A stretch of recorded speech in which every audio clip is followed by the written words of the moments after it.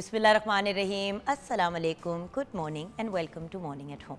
मैं हूँ आपकी मेज़बान चुगन काजिम और उम्मीद है कि सबको एक्साइटमेंट होगी कि ईद की आमद है। हमने भी अपनी तैयारियाँ शुरू कर दी हैं। क्या आपने भी अपनी तैयारियाँ शुरू कर दी हैं? नहीं की तो जल्दी से शुरू कर दें, क्योंकि देखिए मुझे पता है कि बहुत से लोगों के घरों का सिस्टम मुख्तलिफ होता है। कुछ लोग जो हैं वो बकरे और जानवर या जो भी उन्होंने लेना होता है कुर्बानी के लिए, वो बहुत पहले से लेके रखते हैं और वो पूरा एक सिस्टम होता है। फिर कुछ लोग होते हैं जो मतलब जिस दिन उन्हें कुर्बानी करनी होती है उससे कोई मतलब 10 दिन पहले 12 दिन पहले जानवर ले आते हैं। And then there are people जो लिटरली ईद से एक दिन पहले रात को चांद रात पे मंडी जाते हैं और चेकआउट करते हैं कि भाई क्या ऑप्शंस है, कीमतें गिरी होंगी, ये वो। सो हर बंदे का अपना एक सिस्टम होता है। लेकिन जहाँ पे हम पैसों की तैयारियां करते हैं, पैसों से मुराद ये कि भाई हमने पैसे कैसे स्पेंड करने हैं, किस पे करने हैं, कौन सी चीज़ करनी है, ईदियाँ हमने कितनी देनी है। वैसे इस ईद पे कम ही लोग ईदियाँ देते हैं, लेकिन मैं तो कोशिश करती हूँ कि दोनों ईदों पे बच्चों को वगैरह जो फैमिली में होते हैं छोटे, उनको ज़रूर दें। बिकॉज़ ईद ईद होती है। अब बड़ी ईद हो, छोटी ईद हो, बच्चों को स्पेशली यंग बच्चों को क्या फ़र्क पड़ता है। तो नीसेस नेफ्यूज़ घर के बच्चों को हम फिर भी ईद ही देते हैं। लेकिन जब हम ये सारी चीज़ें प्लान करते हैं तो हम गर्मी को या मौसम को मद्देनज़र रखते हुए अपनी तैयारी क्यों नहीं लेके चलते। पिछले कुछ सालों से बकरा ईद शदीद गर्मी में होती है।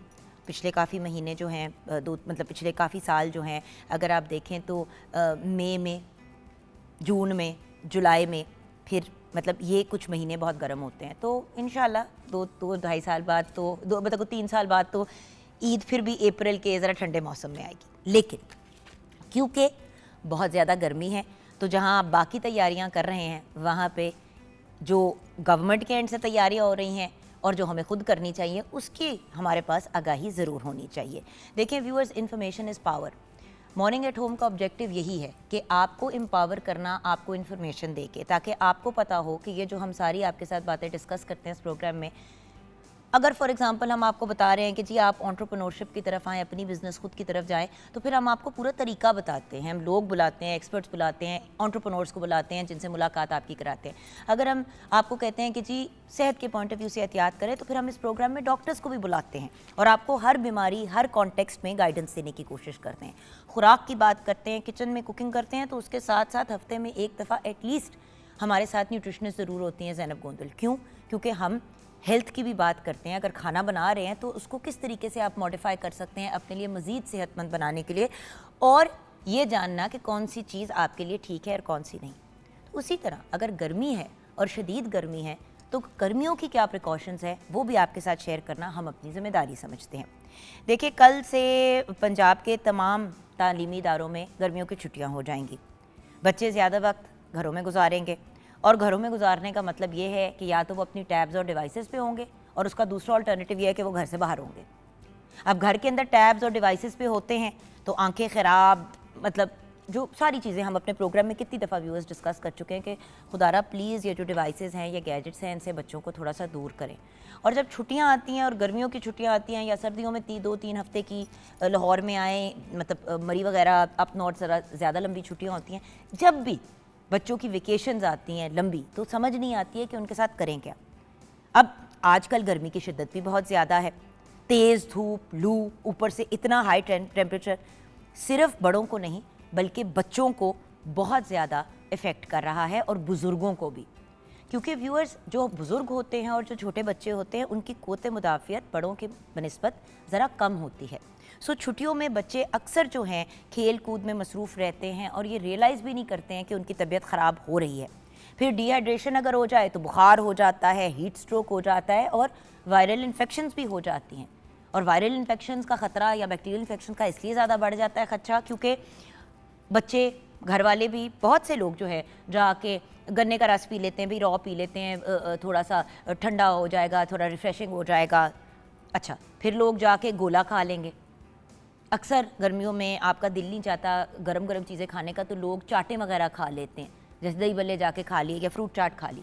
अब इतनी शदीद गर्मियों में जब ठेले लगे होते हैं तो वहाँ पे चीज़ें उन्होंने साफ़ सुथरे अंदाज में बनाई भी हों तो गर्मी की शिद्दत से वो चीज़ें ख़राब हो जाती हैं, लोग फिर भी उनको खा रहे होते हैं।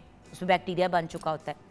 तो वालिदैन को चाहिए कि वो बच्चों को ज़्यादा देर तक धूप और तेज़ धूप में ना खेलने दें। अब इसका मतलब क्या है कि 12 से 3 बजे का जो टाइम होता है, 12 से 4 बजे कर लें, 12 से 4 बजे, दोपहर 12 से दोपहर 4 बजे तक आप बच्चों का बाहर जाना ज़रा अवॉइड करें। ये एक अच्छा टाइम है जहाँ पे कलुआ या जिसको हम नैप भी कहते हैं, बच्चों को 1 घंटा 1.5 घंटा सुला दें।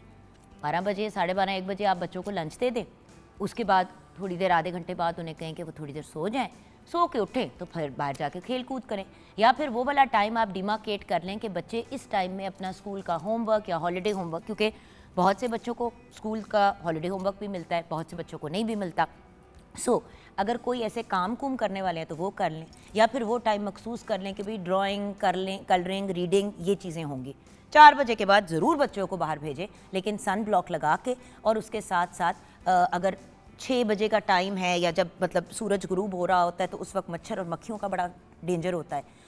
वैसे ही अगर आप फुल बाजुओं वाली शर्ट्स अपने बच्चों को पहनाएं और ट्राउज़र्स पहना दें शॉर्ट्स की जगह, मुझे पता है गर्मी होती है, घर के अंदर फिर भी ज़रा सिचुएशन ठीक होती है, बाहर ज़्यादा डेंजरस हो जाता है, क्योंकि एक तो यूवी रेज़, तो अगर आपने बच्चों को प्रोटेक्टेड रखता है तो सन ब्लॉक के बगैर नहीं भेजना, खुद भी सन ब्लॉक के बाहर नहीं जाना। फिर जब छाइयाँ पड़ जाती हैं, स्किन ख़राब हो जाती है, पिगमेंटेशन के इश्यूज़ हो जाते हैं, तो लोग कहते हैं हाय मेरी स्किन को क्या हो गया, उधर से वापसी मुश्किल होती है। तो उससे दूर रहना ही बेहतर आइडिया है। इसलिए फेस, नेक, हाथों पे, बाजुओं पे, टांगों पे, जहाँ जहाँ एरियाज़ बच्चों के, बड़ों के एक्सपोज्ड हैं, उधर सन ब्लॉक लगाएं। फिर एक बहुत बड़ा मसला है कि लोग ठंडी जगह से गर्म जगह में एकदम से चले जाते हैं। अगर आपके घरों में आप साहिब हैसियत है, एसी अफोर्ड करते हैं, अगर आपने एसी चलाया हुआ है, तो प्लीज़ अगर आपने बाहर निकलना है तो बाहर जाने से कोई 5 मिनट पहले एसी बंद कर दें, ताकि आपकी बॉडी का टेम्परेचर ज़रा नॉर्मल हो जाए। क्योंकि जब आप घर से बाहर निकलते हैं तो तपती धूप होती है, तो वो गर्म सर्दी की वजह से अक्सर लोग बीमार हो जाते हैं। मेरी बेटी को पिछले दिनों नज़ला और ज़ुकाम इसी वजह से हुआ है, क्योंकि बाहर जो है वो बहुत ज़्यादा, मतलब कमरे पहले अंदर वो ठंडे कमरे में थी। फिर मैंने कहा चलो नूर स्विमिंग करते हैं, तो हम लोग नीचे पूल में चले गए स्विमिंग करने के लिए। अच्छा, जब वहाँ से बाहर निकले हैं तो एकदम से हम गर्मी में गए हैं, तो एकदम से सर पे धूप लगी और सर चकराना शुरू हो गया। अच्छा, उसके बाद जब पूल में छलांग मारी तो वो पानी बिल्कुल ठंडा बर्फ़ था, क्योंकि अभी मतलब मेरा पूल हीटेड नहीं है घर में, ऑब्वियसली जो अफोर्ड करते हैं वही है। तो उसके अंदर जब छलांग मारी तो लो जी ठंडा बर्फ़, तो वो ठंडा, पहले ठंडा, फिर गर्म, फिर मज़ीद ठंडा, और फिर जब पूल से बाहर निकले तो फिर तपती धूप। तो वो अजीब ही कोई ठंडा गरम में नूर की भी तबीयत ख़राब हुई, मुझे भी बॉडी एक है। तो बात यह है कि प्लीज़ ख्याल रखें, इस मौसम में भी चेस्ट इन्फेक्शंस हो सकती हैं, सांस के मसाइल हो सकते हैं, जोड़ों के इश्यूज़ जो है वो बढ़ जाते हैं। गर्मियों में सिर्फ ठंडक हासिल करनी ज़रूरी नहीं होती, बल्कि सेहत का ख्याल रखना भी व्यूअर्स बहुत ज़रूरी होता है। एसी का भी टेम्परेचर अपने घरों के अंदर मॉडरेट रखें। हम बाहर से जाते हैं अंदर, अच्छा फिर लोग क्या करते हैं, फ़ौरन ही अंदर जाके कूलर में वो बर्फ़ के वो रख के कंटेनर, जैसे बहुत से आजकल कूलर्स ऐसे आगे जिनमें आप बर्फ़ डाल के फिर उनको चलाएं तो बिल्कुल एसी वाली ठंडी हवा आती है। तो लोग क्या करते हैं, जैसे ही गर्मी से अंदर आए उनको रखा और कूलर खड़ा ऑन करके सामने उसके खड़े हो गए, फिर गिट्टे गोडों में दर्द शुरू हो जाती है। तो इस चीज़ का भी ख़ास ख्याल रखना है, क्या चीज़ें खा रहे हैं, क्या चीज़ें पी रहे हैं, क्या चीज़ें अपनी स्किन के ऊपर लगा रहे हैं, जैसे कि सन ब्लॉक बहुत ज़रूरी है, और उसके साथ साथ मॉस्किटो रिपेलेंट नहीं अफोर्ड करते तो लेमन ग्रास या सिट्रोनेला का जो एसेंशियल ऑयल होता है, अगर इतनी सी शीशी ले लें तो एक एक कतरा भी आप अपने बॉडी कपड़ों के ऊपर लगा देंगे तो आपसे मच्छर मक्खियाँ दूर रहेंगे। आप नेचुरल टोटके भी इस्तेमाल कर सकते हैं अपने आप को मच्छरों से, मॉस्किटोज़ वगैरह से बचाने के लिए। उसके अलावा आजकल तो गर्मी है, पानी ज़्यादा देर जो है वो नहीं खड़ा रहता जगहों पे, लेकिन फिर भी कुछ लोग होते हैं जो एसीओं के अपने एसीओं के जो पाइप्स होते हैं उनके नीचे उन्होंने कंटेनर रखे होते हैं, तो उसमें पानी इतना ज़्यादा होता है कि वो नहीं, जो कहते हैं ना कि इवेपोरेट होता, तो उसका फिर प्रॉब्लम ये होता है कि उधर फिर डेंगू के मच्छरों का प्रॉब्लम हो जाता है, उधर डेंगू के मच्छर बनना शुरू हो जाते हैं। तो पानी आपने कहीं खड़ा नहीं रहने देना। मुझे पता है शदीद गर्मी है, बड़ी ऑपोजिट सी बात कर रही हूँ, लेकिन हमने अपने मुल्क और अपने इर्द गिर्द के हालात के हिसाब से चलना है।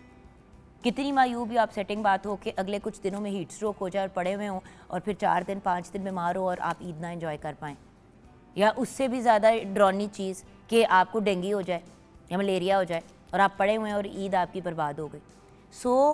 हमने थोड़ी सी एहतियाती तदाबीर जो है उनको अडॉप्ट करना है। इसी के साथ साथ हमने सफाई सुथराई का ख़ास ख्याल रखना है, बट इस स्पेसिफिक टॉपिक से रिलेटेड हम ज़रा आगे जाके बात करेंगे इन अ फ्यू डेज़, क्योंकि सफाई से रिलेटेड भी कुछ ब्रिलियंट इक़दामात जो हैं वो हमारी गवर्नमेंट ने मैनेज किए हैं और हर साल ही करते हैं, लेकिन कुछ ऐसे मेजर स्टेप्स लिए गए हैं जहाँ पे कुर्बानी के जो भी मतलब लेफ़्ट ओवर्स या जो भी ऐसी चीज़ें हैं जो आपके रखने वाली नहीं है उनको डिस्पोज ऑफ करने का तरीका और बहुत सी फैसिलिटीज़ जो है वो प्रोवाइड की गई हैं, उस पर भी बात करेंगे। लेकिन सबसे पहले सबसे इम्पॉर्टेंट चीज़ तो यह है कि अपनी ज़ात का और अपने घर वालों का ख्याल रखें, और उसके लिए मतलब गर्मी से बचना और पानी का सारा दिन ज़्यादा इस्तेमाल करना, बल्कि चाय कॉफ़ी तो इन दिनों में वैसे ही छोड़ देनी चाहिए। ज़्यादातर लोग जिनसे मैं बात करती हूँ जो इस शदीद गर्मी में चाय या कॉफ़ी पी रहे होते हैं, उनकी पीते पीते तबीयत ख़राब होनी शुरू हो जाती है, नौजिया होना शुरू हो जाता है। वो इसलिए होता है क्योंकि गर्मी, ऊपर से आप कैफ़ीन वाली एक ऐसी चीज़ ले रहे हैं, और caffeine by the way soft drinks में भी होती है। गर्मी लग रही होती है तो सफ़ेद वाला सोडा जो है मीठा वाला वो डाल लेते हैं ग्लास में, उसमें बर्फ़ डाल लेते हैं और नींबू डाल के कहते हैं कि जी हमारी नमकियात पूरी हो गई। ऐसे व्यूअर्स, नमकियात पूरी नहीं होती। कैफ़ीन जो है वो आपके जिस्म से पानी निकाल लेता है। तो अगर आप सॉफ्ट ड्रिंक्स का गर्मियों में इस्तेमाल ज़्यादा करेंगे, चाय कॉफ़ी, अच्छा लोग क्या करते हैं आजकल कोल्ड कॉफ़ी और आइस टी पीनी शुरू कर दी है कि भाई उनकी वो तलब पूरी हो जाए, लेकिन वो कैफ़ीन आपके जिस्म से पानी सारा निकाल रही है। तो फिर अगर चाय या कॉफ़ी पीनी है तो हर कप चाय, हर कप कॉफ़ी के साथ आपने, या कोल्ड कॉफ़ी जो भी, गर्म ठंडा इट डजंट मैटर, उसमें जो कैफ़ीन है उसको आपने मैनेज करना है। फिर उसके एवज़ आपने 2 ग्लास पानी पीना है। 1 कप चाय, 2 ग्लास पानी। ये अगर हम अपनी ज़िंदगी का असूल बना लें तो आपका बहुत ज़्यादा हाइड्रेशन के इशूज़ मैनेज हो जाएंगे। लेकिन ये आपका मिनिमम है, ये आपने अपनी चाय को बैलेंस करने के लिए लेना है। उसके अलावा आपने 8 से 10 ग्लास पानी पीना है, यानी कि दिन के 12 ग्लास पानी उस इंसान को ज़रूर पीने चाहिए जो दिन में 2 ग्लास चाय, 2 ग्लास कह रही हूँ, 2 कप चाय या 2 कप कॉफ़ी पिए। सो कुछ टेक्निकल चीज़ें भी आपके साथ आज शेयर की हैं, कुछ जनरल टिप्स भी शेयर की हैं। व्यूअर्स, आजकल हर बंदा जो है वो रंग बिरंगी थर्मसें ख़रीद रहा है स्टील की। अब तो 2000 से लेके 10-12 हज़ार रुपए की भी मिलती हैं। आप जो अफोर्ड करते हैं, एक अपने पास परमानेंट स्टील की बोतल रख लें। मिनरल वाटर की बोतलें बार बार ख़रीदने से 1000 गुना बेहतर है। मैं तो व्यूअर्स डेली अपने साथ अपनी बॉटल जो है वो लेके निकलती हूँ। एक बड़ी बोतल में मैं बर्फ़ डाल के उसमें पानी भर लेती हूँ, उसको बंद करके रखती हूँ, और एक मेरे पास छोटी बोतल होती है जो मैं अपने साथ कैरी करती हूँ। ये सारा दिन मेरे साथ होता है। पानी जैसे जैसे कम होता है मैं अपनी बॉटल में डालती जाती हूँ। इसलिए नहीं क्योंकि मुझे किसी पे एतबार नहीं है, इसलिए क्योंकि बड़ी दफ़ा ऐसा होता है कि लोगों के घरों में सिर्फ फ़िल्टर पानी होता है, या मतलब मैंने कहीं पे जाना है, मैं घूम फिर रही हूँ, बार बार मिनरल वाटर की बोतलें ख़रीद के प्लास्टिक भी ज़ाया करना, अपनी इन्वायरमेंट को भी डैमेज करना। तो पानी घर से आप डाल के निकलें और अपनी जो भी साथ छोटी बॉटल है उसमें फ़िल करते रहें, नो प्रॉब्लम। अगर आप ऑफ़िस में काम करते हैं तो अपनी किसी एक बड़ी बोतल के अंदर पानी आपने भर के अपने साथ ले गए ऑफ़िस, उधर आपने फ्रिज में रख दिया और बाकी फिर आप सारा दिन उसको कंज्यूम करते रहे। अगर ठंडा ही पीना है तो पानी में थोड़ा सा पुदीना डाल दिया, हल्का सा नींबू डाल दिया, एक चुटकी उसमें आपने हिमालयन पिंक सॉल्ट जिसको हम कहते हैं वो डाल दिया, तो आपकी नमकियात भी बैलेंस हो जाती हैं और कैफ़ीन के मसले से आप बच जाते हैं। लेकिन ऑफ़ कोर्स नमक और चीनी सोच समझ के डालनी है। डायबिटिक लोगों ने बहुत ख़ास ख्याल करना है नमक और चीनी का। देन ऑफ कोर्स जिन लोगों को हाई ब्लड प्रेशर का इशू है उनको भी बहुत ज़्यादा एहतियात करनी चाहिए नमक के पॉइंट ऑफ व्यू से। सो इन सब चीज़ों को आप साथ लेके चलेंगे। देखिए, prevention is better than the cure. अगर हम बीमारी से अपने आप को पहले ही बचा लेंगे तो बीमारी के अंदर मुब्तला होकर परेशानियों और टेंशनों से हमें गुजरना नहीं पड़ेगा। और स्पेशली अगर इन दिनों में कोई बीमार हो जाता है, ईद के आने दिनों में पहले या ड्यूरिंग या आफ्टर, तो वैसे ही इंसान जो है वो बहुत, पूरा घर जो है वो डिस्टर्ब हो जाता है। तो आइए किचन की तरफ बढ़ते हैं जहाँ पे शेफ़ फ़खरुन्निसा हमारे साथ हैं। अस्सलाम वालेकुम। वालेकुम अस्सलाम, कैसी हैं आप? बिल्कुल ठीक। मुझे बताइए, आज तो खैर माशाल्लाह बड़ी प्यारी लग रही हैं, लेडी इन रेड माशाल्लाह। तो मुझे बताइए फ़खरुन्निसा कि ये जो कुछ एहतियाती तदाबीर मैंने शेयर की, अब जैसे आप किचन में, अगर आप ज़्यादा वक्त अपना किचन में गुजारती हैं तो आपको 8 ग्लास या 10 ग्लास पानी नहीं पूरे पड़ेंगे जी, क्योंकि आप चूल्हे के सामने हैं, हीट है, पसीना आ रहा है कॉन्स्टेंटली। सो इसलिए अपनी पानी की मिकदार को मैनेज करना बहुत ज़रूरी है। बिल्कुल, ये बहुत जो है ना इम्पोर्टेंट है, क्योंकि ये अभी भी, बल्कि मैं किचन में जब खड़ी थी तो मैंने उसको मतलब कह रही थी कि बार-बार पानी, आजकल गला खुश्क हो जाता है। कुछ गर्मी इतनी ज़्यादा हो गई है कि बस दिल करता है हर वक्त कुछ लिक्विड हो। अब उसको अब आपने देखने के लिक्विड में आप अगर सॉफ्ट ड्रिंक्स या इस तरह की चीज़ें लेंगे तो अपनी ही सेहत पर असर होगा। कोशिश करें कि उसको पानी के साथ ही वो जो है अपनी प्यास को बुझाया जाए। बहुत है तो आजकल वाटरमेलन का सीज़न है, इस तरह की चीज़ें हम कंज्यूम करें तो हमारी हेल्थ के लिए भी अच्छा और हमारे लिए मतलब हाइड्रेशन का भी ज़रा वो हो जाएगा। और बाकी जो आप किचन की बात कर रही हैं, मैं तो सबको यही कहती हूँ कि थोड़ा सा अपने लिए भी थोड़ा सा इंसान को सोचना चाहिए। आप कुकिंग थोड़ा सा इवनिंग में कर लें, अगले दिन के लिए दोपहर में ना जाएं किचन में। और उसके अलावा जान, ये जो टाइम है जब हम मॉर्निंग शो करते हैं, हमने अपना टाइम 10 से 12 का क्यों किया कि लोग जब सुबह सुबह निकलते हैं घरों से, मतलब हस्बैंड चले गए, बच्चे चले गए, और जो होम मेकर्स हैं या जो भी लोग घर पे होते हैं, ये आइडियल टाइम होता है 9 बजे से लेके 11 को बजे तक कि आप अपने मेजर काम निकाल दें। बिल्कुल 11-12 बजे के बाद बच्चों को पिक करना है, ये करना है, वो करना है, जो भी मामलात आपने किए, बच्चों को खाना शाना खिलाया, वो भी थोड़ी देर सो जाए, आप भी 1 घंटा सो जाए। गर्मी में तो ये चीज़ एक अपना रूटीन का हिस्सा बना लेनी चाहिए कि बच्चों को भी सुला दें, खुद भी सो जाएं, थोड़ा सा आपको हीट से रिलीफ मिल जाती है, बॉडी आपकी रिकवर कर जाती है। बिल्कुल ऐसे ही है। खैर, we'll keep talking about this. छोटी सी ब्रेक के बाद किचन में वापस आएंगे, तो आप हमारे साथ रहिएगा।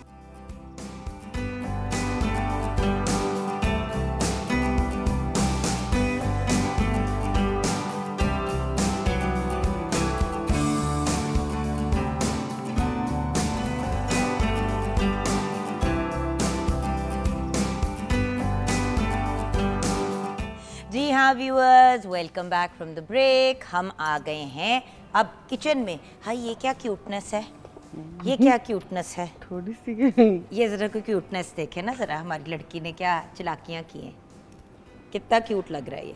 अब देखें ना, जहाँ पे आप ईद के दस्तरखान सजाएंगे, क्योंकि अब तो हर चीज़ जो है वो ईद से रिलेटेड ही हो रही है, हर कोई जो है वो अपनी तैयारी ईद की कर रहा है। और आपको पता है चांद रात बड़े लोग अपने घर में रखते हैं, चांद रात की सेलिब्रेशन, फिर बहुत से लोग मतलब और बैठ के मेहंदियाँ लगाते हैं, और कुछ लोग अपना वहीं उसी रात को कर लेते हैं जो उन्होंने करना होता है, गेट टुगेदर घर में।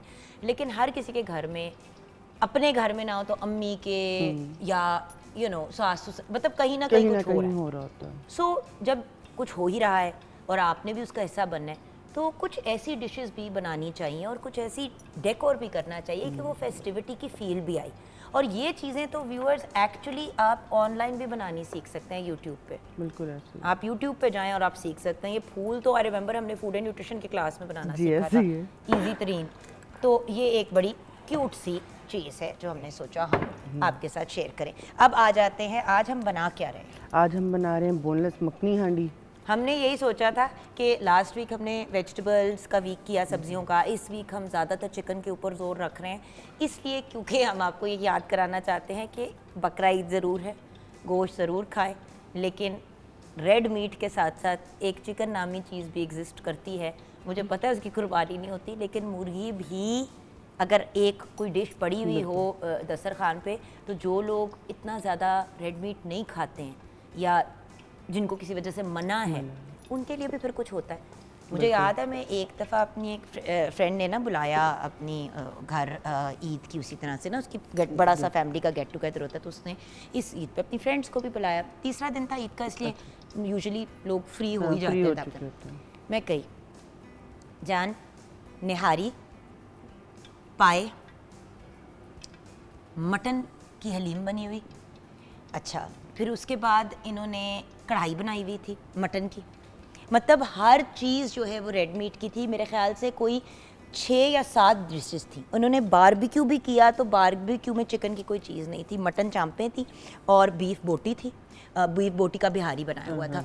इतना रेड मीट था कि वहाँ पे एक्चुअली काफ़ी ऐसे लोग थे जिन्होंने फिर सिर्फ सालन डाल के खाया और मीट नहीं डाला, बिकॉज वो खा ही नहीं पा रहे थे बेचारे। और ऊपर से आप कह रही थर्ड डे, यानी कि पहले 1-2 दिन में फिर भी खा खा कर इंसान, मतलब बस अल्लाह पाक का शुक्र अदा करना चाहिए, लेकिन इस चीज़ को थोड़ा सा माइंड में ज़रूर रखना चाहिए। इस बात से आ जाए कि दाल रख दी आगे या कोई सब्जी रख दी तो ये पता नहीं क्या हो जाएगा, ये चिकन रख दिया। क्यों फील करते हैं कि ये कोई मायूब बात है या ओ नो लोग क्या सोचेंगे। ओ भाई, लोग ये सोचेंगे कि आपने दूसरों का भी सोचा। और अब तो इतनी डिफरेंट और अच्छे तरीके से चीज़ें हम बनाकर उसको कर सकते हैं कि इतना वो कोई इशू नहीं है। बिल्कुल।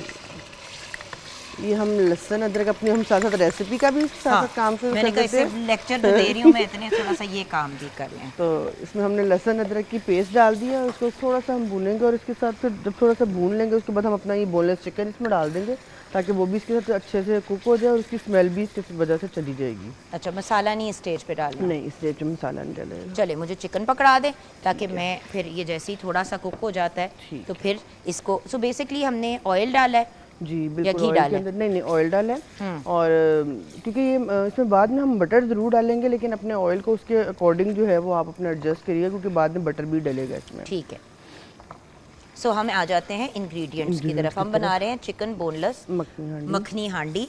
और मखनी हांडी की एक बात तो ये है कि मतलब हर बंदा ही शौक से खाता है। बिल्कुल। मैं आज तक किसी को नहीं मिली जिसने कहा कि यार मुझे हांडी नहीं पसंद बोनलेस। सो एक बड़ा सेफ ऑप्शन है, जैसे चिकन कढ़ाई बड़ा सेफ ऑप्शन होता है क्योंकि ज़्यादातर लोग कढ़ाई और इस तरह की चीज़ें बना रहे और होते जो हैं। मुझे थोड़ा सा लगता है ये क्विक वाली जो ज़रा खाने होते हैं इसको ज़रा प्रेफर करें क्योंकि गर्मी है, जो बना रहा है उस पर भी ज़रा थोड़ा सा रहम किया जाए और खाने वाले को अच्छी चीज़ भी मिलनी चाहिए। बिल्कुल।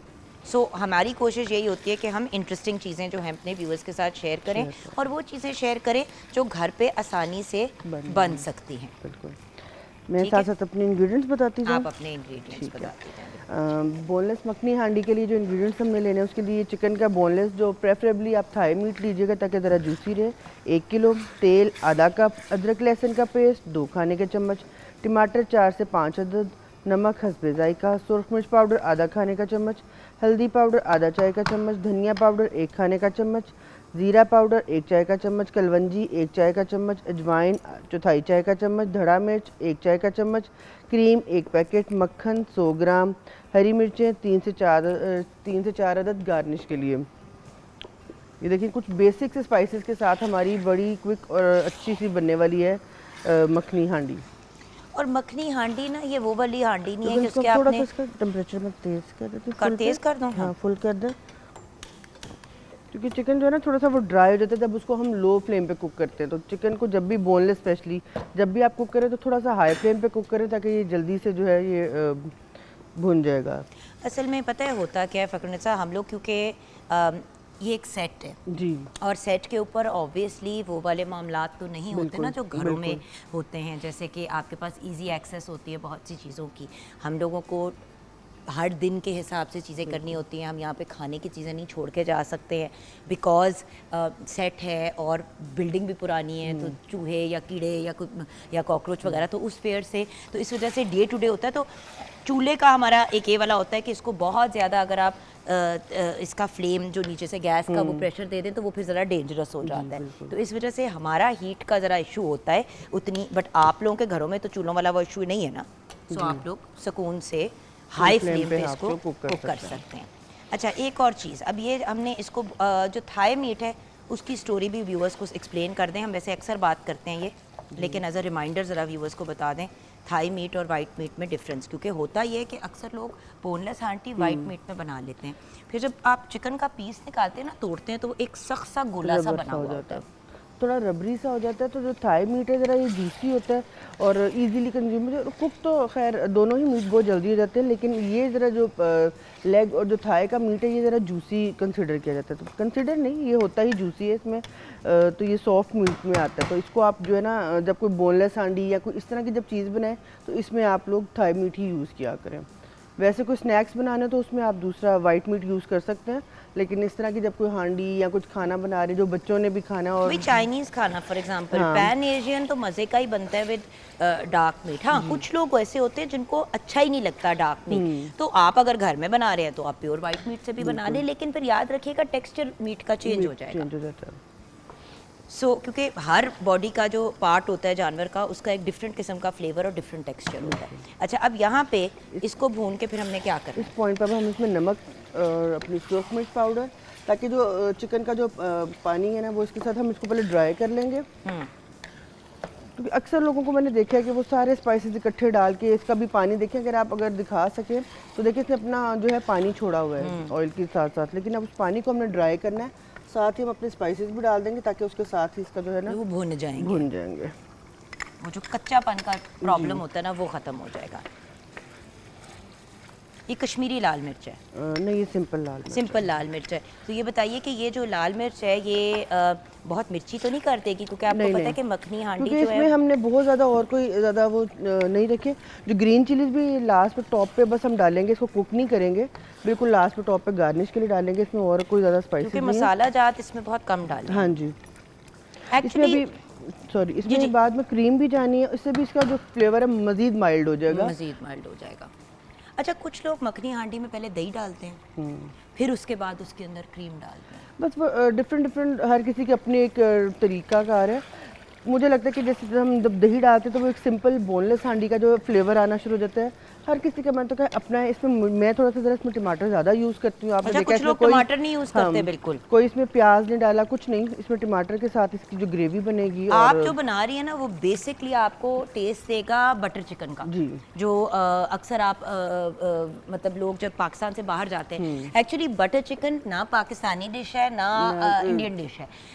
बटर चिकन इज़ एक्चुअली एक बाहर के ममालिक में, इंग्लैंड में ये डिस्कवर, लंदन में स्पेसिफिकली, बट मतलब यूके में, वहाँ पे जब देसी लोग रेस्टोरेंट्स वगैरह खोलते थे तो जब उनके पास नॉन देसी लोग आते थे ना तो वो कहते थे कि यार टू स्पाइसी, तो उसकी मॉडिफिकेशन में जो है वो, अगर आप कहेंगे बोनलेस हांडी को उन्होंने थोड़ा सा तिक्का मसाला डाल के और उसके अंदर क्रीम डाल के उसको एक तरह से बटर चिकन बना दिया और थोड़ा सा उसमें आपने रेडिश कलर डाल दिया। वो रेडिश कलर भी जो आता है वो एक्चुअली जो तिक्का मसाला डालते हैं उसका रेडिश कलर आता है।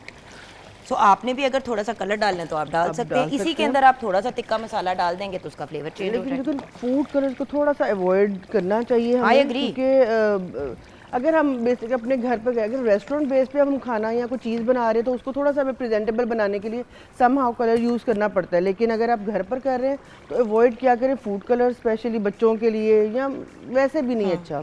आई एग्री। अच्छा, ये बताइए इसमें अब हमने नेक्स्ट क्या करना है इसके बाद? जैसे इसका थोड़ा सा पानी ड्राई अप होगा तो इसमें हम टमाटरों की जो अपनी है पेस्ट वो डाल देंगे। ठीक है। जो प्यूरी बनाई हुई है वो डालेंगे। और ये जो कलौंजी और ये जो अजवाइन, जीरा, सूखा धनिया, ये हम टमाटरों के साथ डाल लेंगे। अगर आप डालना चाहें तो आप पहले डाल सकते हैं। जैसे इसका पानी आप, मुझे याद आ गया कि जुगन को होता है कि रोस्ट ज़रूर होनी चाहिए मसाले। हाँ जी, आप डाल दें। मेरा देखिए ये होता है कि मसाला भी थोड़ा सा रोस्ट हो जाए। ज़ीरे का फ्राइड वो जो एक टोस्टेड फ्लेवर है उसका कोई नेमल बदल नहीं है। बिल्कुल। और अजवाइन भी थोड़ी सी अगर और कलवंजी जो है थोड़ी डालिएगा, थोड़ी सी मैं बाद में ऊपर डालूंगी। आप डाल दें आप। अच्छा, कलवंजी भी मुझे बड़ी पसंद है एज अ स्पाइस। और कलवंजी के तो बारे में नहीं, आधा डाल दें। कलवंजी के बारे में तो वैसे भी कि इसमें मौत के अलावा हर चीज़ की शिफा है। It's a wonderful wonderful herb. हम कभी कभी इस तरह से सोचते नहीं है कि इन चीज़ों का कितना, और इसका कोई टेस्ट कुछ ऐसा कोई बहुत पावरफुल इसका स्ट्रॉन्ग अरोमा नहीं है। और आप ये देखें कि कलौंजी के तेल की कितनी अफादियत है। आजकल ब्लैक सीड ऑयल खुला मार्केट में बिक रहा है। पहले होता था कि कलौंजी का तेल निकलवाना पड़ता था जाके, क्योंकि लोगों ने रियलाइज कर लिया कि वो आपके जोड़ों के दर्द के लिए कितना अच्छा है। सो कलौंजी का तेल भी बहुत अच्छा है, बट कलौंजी अगर आपके पास अवेलेबल है तो थोड़ी थोड़ी खाने में डाल दिया करें। चुटकी बस उसमें खाने में डाल दें तो आपका जो है सुन्नत के मुताबिक अकॉर्डिंग भी बहुत अच्छा उसका रहेगा, और यकीनन वो हमारे लिए फ़ायदेमंद होगी बहुत सी चीज़ें। बिल्कुल। और अब जब नेक्स्ट टाइम ज़ैनब गोंदा लेंगे हम उससे भी इसके बारे में पूछेंगे, वो ज़्यादा डेप्थ में वो बल्कि ब्रेक के बाद आ रही है ज़ैनब। अच्छा, और क्योंकि आज इंटरनेशनल टी डे मनाया जा रहा है पाकिस्तान समेत दुनिया भर में। अभी मैंने इतना लंबा लेक्चर दिया कि चाय कम पिए, चाय कम पिए, चाय कम पिए। अब उसने आके कहना है कि जी चाय की उसने बातें करनी है। और ऑफ कोर्स आपने जो कलौंजी की बात की वो हम ज़रूर जैसे ही ज़ैनब आएगी पहले हम ऐसा करेंगे कि पहले इस टॉपिक को एड्रेस कर लेंगे, उसके बाद हम बाकी चीज़ों की तरफ आ जाएंगे। अब आप देख रहे हैं व्यूअर्स के पानी अभी भी इसका जो है वो ड्राई आउट हो रहा है जी। और क्योंकि अब उसका टेम्परेचर भी मैनेज आउट हो गया तो आप ये देखें। अच्छा, बट मुझे लग रहा है इसमें ऑयल अभी भी ज़्यादा है। ऑयल इसमें ज़्यादा है क्योंकि थोड़ा सा हम जब उसके अकॉर्डिंग कर रहे होते हैं तो थोड़ा सा मैंने एक्स्ट्रा डाल दिया था। लेकिन अगर आपको ज़्यादा लगेगा आप थोड़ा सा हम इसमें से निकाल लेंगे, क्योंकि बटर इसमें ज़रूर डलेगा, क्योंकि उसका बटर का जो फ्लेवर है वो हमें चाहिए। तो हम इसमें से अगर ऑयल हमें ज़्यादा लगेगा तो आप निकाल दो। और इस ऑयल को आपने वेस्ट नहीं करना है। आप मज़ीद घर में जो खाने बना रहे हैं यही ऑयल आप उसमें कंज्यूम करें। ये फ्लेवर उसके अंदर भी चिकन के आ जाएंगे, दाल में डालें, दाल के ऊपर आप यही वाला अगर ऑयल ऊपर से रिमूव करके हल्का सा उसको उसके अंदर कोई चीज़ भून लेते हैं, जीरा और थोड़ा सा लहसुन वगैरह उसको डाल देते हैं तो वो बड़ा मज़े का चिकन पाउडर जो आप लोग डालते हैं खाने के अंदर, उससे आपको बेहतर फ्लेवर आ जाएगा उस ऑयल में। लेकिन हम टमाटर डाल देते हैं। ठीक है, टमाटर भी थोड़ा मुझे ज़्यादा लग रहा है, थोड़ा सा मैं इसमें इतना रख रही हूँ। अगर मुझे लगेगा कि ग्रेवी कम है तो उस पॉइंट पे हम नहीं इसमें- मेरे ख्याल से you have more than enough gravy, क्योंकि अभी हमने इसमें क्रीम भी डाली जी बिल्कुल क्रीम सो आप देखें ना कि वो उसकी क्वांटिटी बढ़ती जाती है। यस, हांडी मज़े की लगती है ग्रेवी के साथ, लेकिन टू मच ग्रेवी जो है ना उसमें वो डूब ही जाती है। बिल्कुल। अब देखिए व्यूअर्स, मेनली आपका काम डन हो गया, जी now your job is done. बिल्कुल। और ये इसके बाद आप आराम से जाएं, कपड़े इस्त्री करने हैं, क्या करना है, इसकी थोड़ा सा जैसे कुक हो जाएगा फिर क्या करना है? बस इसमें ये फिर लास्ट में अपने जो है ये कलवंजी लास्ट में डालेंगे और इसमें क्रीम डाल के इसको बस चूल्हा क्रीम डाल के बस इसको, हाँ जी, और 1-2 मिनट इसको कुक करके तो बस हम इसका चूल्हा जो है बंद कर देंगे और इसको सर्व कर देंगे। बिल्कुल। अब आप देखें ना टमाटर की भी कुकिंग प्रोसेस शुरू हो गई है, little while it's going to be done as well and then food is ready to serve. तो मुझे बताएं कि आपसे बातें करते करते, मतलब बातें करते करते व्यूअर्स, ये भी नहीं है कि चीज़ें तैयार करके पहले लेके आए थे, आपके सामने खाना तैयार हो गया।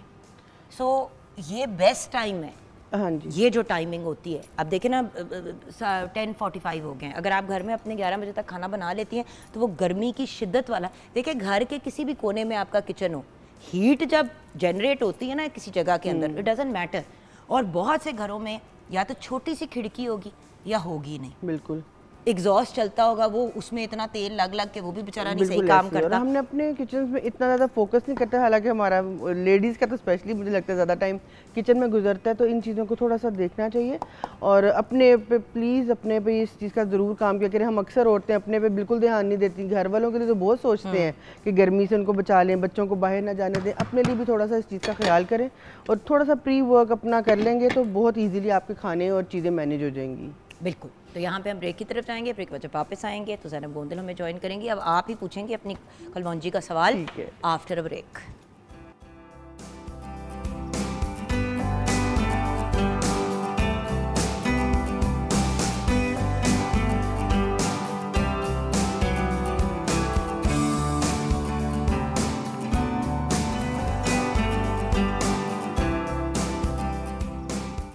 Welcome back from the break viewers. Break के बाद हमें ज्वाइन किया है ज़ैनब गोंदल ने, और कितने मज़े की बात है कि इनके आने से पहले ही इनकी बातचीत शुरू हो जाती है।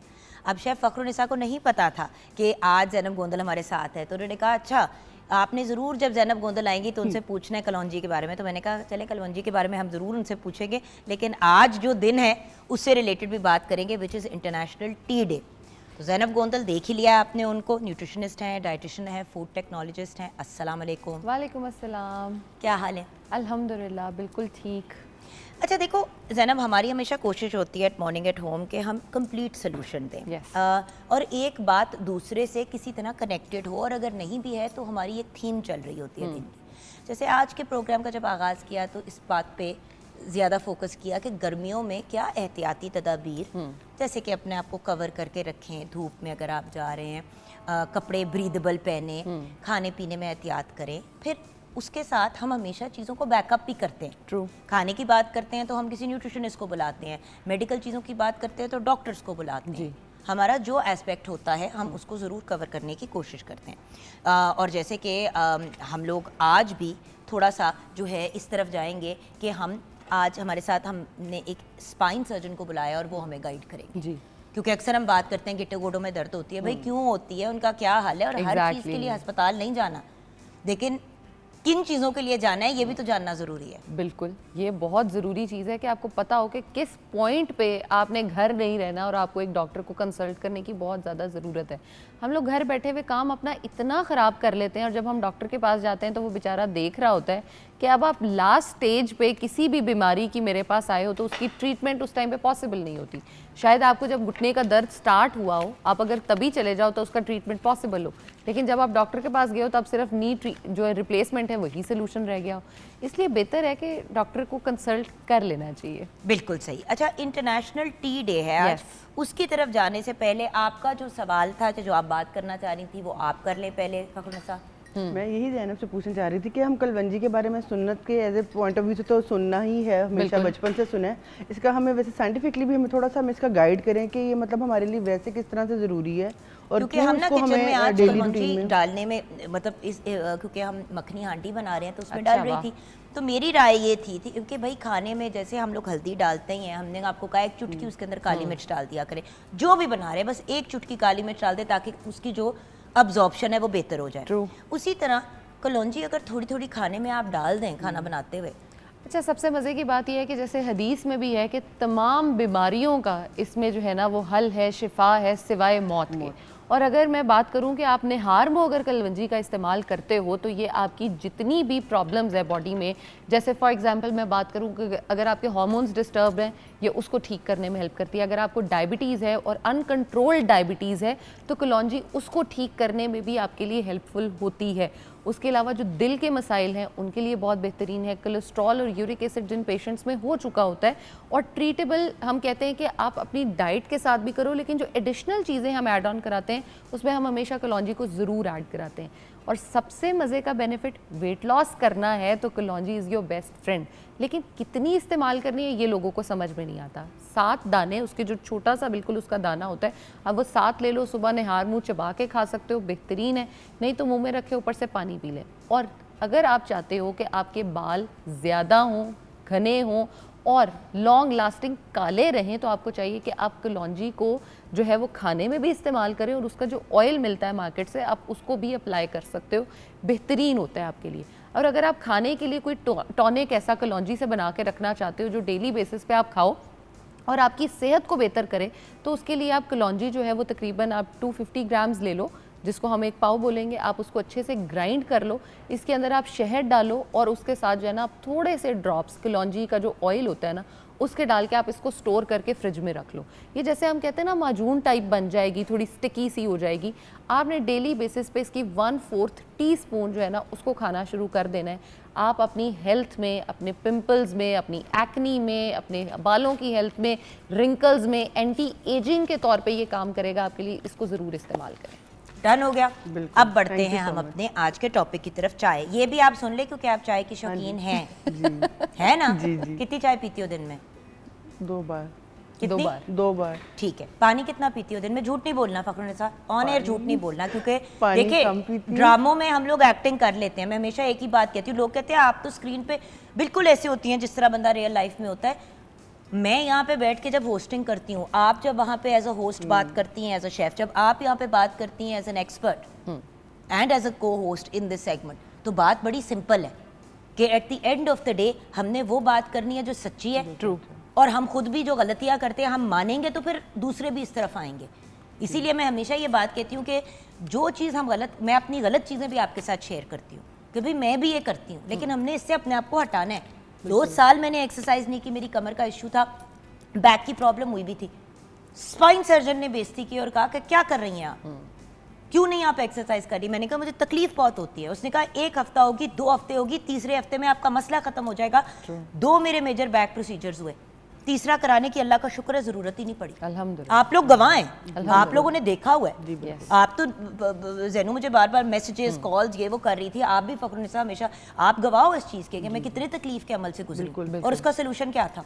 एक्सरसाइज और बॉडी को फिर से ओपन अप करना और थोड़ा सा उसको धक्का दे के नॉर्मल करना। सो बात यह है कि हम भी गलत चीज़ें कर जाते हैं इतना सब कुछ जानने के बाद भी। तो जहाँ हम रॉन्ग हैं उसको जब हम एडमिट करते हैं ना तो फिर हम उसको ठीक करते हैं। तो मुझे आप सच बताओ कितने ग्लास पानी पीती हो दिन में? 6 से 7 ग्लास। तो जान मुझे एक बात बताओ, आप ही बता दें, अगर 2 कप के चाय के पी रही है तो 4 ग्लास तो उसी में निकल गए। एग्जैक्टली। तो आप बेसिकली अपनी जिस्म को 1 या 2 ग्लास पानी दे रही हो मेरी जान। बस आज ये प्रॉमिस करो कि 8 से 10 ग्लास पे लेके जाना है। जुगन, मैंने आपकी लास्ट, शायद आपको याद होगा, आपने लास्ट शो में पानी पे बहुत ज़्यादा बात की थी, तो उसी दिन मैं तो हैया करके गई थी और अब मैं ज़बरदस्ती पानी पी रही होती हूँ। अच्छा, तो थोड़ा सा मेरा रुख भी था कि मुझे बस फ्रेश जूस मिल जाए, कुछ भी मिल जाए। वेट को बैलेंस कर देता है पानी। मुझे लोग कहते हैं आपको वजन नहीं चढ़ता, मैं कहती हूँ मैं पानी बहुत पीती हूँ, तो कहते हैं मैं कहा क्योंकि हाफ द टाइम हमें प्यास लगी होती है, हमें लगता है भूख लगी हुई है। आपकी सारी मैंने चीजें जो ना अपने माइंड में रखी और इंशाल्लाह इसमें वर्क और आप देखो कि आपने अपना वेट भी कम किया हुआ है और आप अपनी स्किन देखें कि माशाल्लाह पहले से भी ज्यादा ग्लोइंग हो गई है। वैसे ही आपकी बड़ी खूबसूरत स्किन है और भी ज्यादा फर्क पड़ता है। अल्हम्दुलिल्लाह, बिल्कुल ऐसे ही है। So thank you, well done. No thank you इसलिए कि आपने बात सुनी। बंदा बोलता रहे, अगला ना बात सुने True. तो अपना आप ही फायदा नहीं पागल है। लगना शुरू हो जाता। तो चले हम आपस में ही कोई फर्क पैदा कर लेते तो बड़ी बात। बिल्कुल। थैंक यू गुड़िया। अब चाय, सबसे पहले तो इंटरनेशनल टी डे मई में मनाने का क्या तुक था? ये किसका आइडिया था इंटरनेशनली कि मई जिसमें गर्मी ममालिक में तपती गर्मी होती है, चाय कितनी अच्छी श्रीलंका में मिलती है एग्जैक्टली लेकिन तपती गर्मी होगी उधर इस वक्त मई में। अच्छा, इंटरनेशनल टी डे मुझे लगता है इसलिए भी गर्मी में मनाया जा रहा है ताकि हम चाय को ये ट्रिब्यूट पेश कर सके, सर्दी हो या गर्मी हम तुम्हें पीते ही रहेंगे, लेकिन चाय कौन सी और किस तरह इस्तेमाल करनी है ये अंडरस्टैंड करना मुझे लगता है इंटरनेशनल टी डे पे बहुत ज़रूरी है। क्योंकि हमारे माइंड में सिर्फ एक चाय बैठी हुई है जो कि हम दूध पत्ती ही मैं उसको कहूँगी बनाते हैं घरों पे, उसको हम ब्लैक टी नहीं बोल सकते। क्योंकि जितने भी हम बेनिफिट सर्च करते हैं ना ब्लैक टी के, वो ब्लैक टी सिंपल पानी के अंदर आपने पत्ती डाल के उसको उबालना है, जिसको हम इंग्लिश टी भी बोलते हैं, वो ब्लैक टी है। वो चीज़ हम इस्तेमाल ही नहीं कर रहे होते। एक तो हो गई आपकी ब्लैक टी, एक हो गई दूध पत्ती जो हम लोग घरों पे पीते हैं, उसके बाद ओलोंग टी आ जाती है, माचा टी आ जाती है, उसके बाद मोरिंगा की चाय आप लोग पीते हैं, ओलोंग आ गई, जैस्मिन आ गई, इतनी सारी किस्म की हिबिस्कस टी है, चाय अवेलेबल है मार्केट में, अदरक वाली चाय हो गई। लेकिन मेरी जान मसला पता है पीनी क्या हमने है? एक ही है, हाँ पीनी हमने एक ही है, जो कि काली चाय दूध पत्ती हमारी घर पे बन रही है, पीनी हमने वही है। मैं उसी की सपोर्ट में कुछ कहने लगी हाँ थी। जी। मुझे एक बात बताओ फखरुन्निसा, ग्रीन टी पी के आपको वही फीलिंग आती है जो आपको चाय पी के आती है, रेगुलर चाय? नहीं, कोई भी रंग बिरंगी चाय पी लो, इवन कश्मीरी चाय पी के वो वाली सेटिस्फैक्शन नहीं आती जो आपको खुद भी ट्रू कह रही है, खुद भी ट्रू कह रही है और हमें कह रही है हम ना करें। मैं किधर जाऊं व्यूअर्स? मैं उसको बताऊंगी कि कैसे उसको बैलेंस आउट लेकिन करना यही है। मेरे भी अभी यही पॉइंट था कि थोड़ा थोड़ा अगर हम कोशिश है, मैं 2 कप अगर लेती हूँ तो 1 कप को थोड़ा रिप्लेस करके थोड़ा सा आहिस्ता आहिस्ता। आइडिया दूं? आधा आधे कप पे आ जाओ। ये भी है। मैं पता है क्या करती हूँ, ये देखो मेरी चाय कितनी है। हालांकि मैं चाहूंगी कि मैं दिखाऊं, अब वो बेचारी का मैंने उसको गर्म कर करके उसका हाल खराब कर दिया। आप देख लें कि टोटल मेरी चाय जो है वो कितनी है इसके अंदर। ये मैं अपने हौसले और तसल्ली के लिए रखती हूँ। ये भी, इससे भी बड़ा फर्क पड़ता है। आप अपनी उतने ही साइज के मग में इतनी चाय बना के डाल लें। और अब ये मेरी चाय जो है ये मैंने टोटल पीनी होती है सुबह, ये आधा कप भी पूरा नहीं खत्म होगा। हाँ, ये अक्सर ऐसे ही पड़ी रहेगी, शो खत्म हो जाएगा और हम चले मैंने पता है कौन सी आदत छोड़ी, जो सुबह उठते ही सबसे पहले चाय। हाँ। पहले कुछ दिन हुआ मसला, बंदा इरिटेट भी होता है, लेकिन सबसे बुरी चीज़ है कि खाली पेट आप चाय पी लें और आप इतना कैफीन अपने सिस्टम में और टैनिक एसिड डाल दें। फिर जिन लोगों को तेजाबियत का प्रॉब्लम होता है या जिन लोगों को बहुत सीवियर पेट में अल्सर्स बन जाते हैं, एक्चुअली तो वो इसलिए बनता है क्योंकि आप सुबह सुबह पेट में तेजाब डाल रहे हैं। और दूध में भी लैक्टिक एसिड होता है। बिल्कुल। तो लैक्टिक एसिड, टैनिक एसिड और उसके अलावा कैफीन।